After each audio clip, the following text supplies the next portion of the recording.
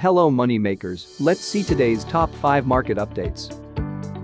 U.S. lawmakers aiming to end court protection for police. With cities across America in turmoil over the death of George Floyd, a U.S. lawmaker plans to introduce legislation this week. They hope it will end a pattern of police violence by allowing victims to sue officers for illegal and unconstitutional acts.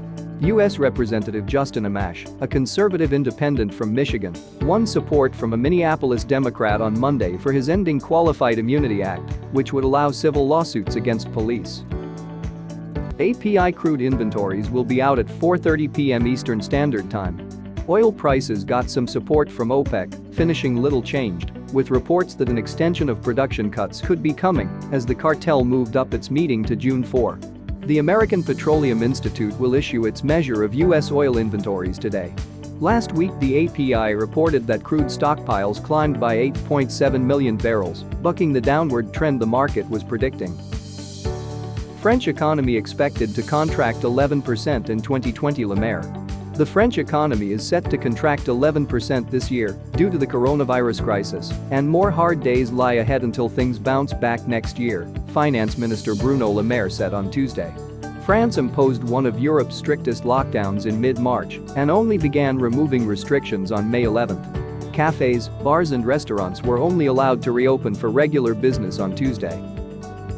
Qatar Petroleum's $19 billion LNG vessel boon for South Korea.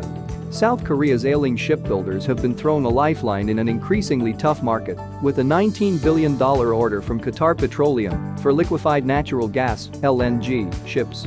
Qatar's state-run LNG producer signed agreements with South Korea's Big Three shipyards on Monday to secure more than 100 ships through 2027 in the largest ever single LNG vessel order.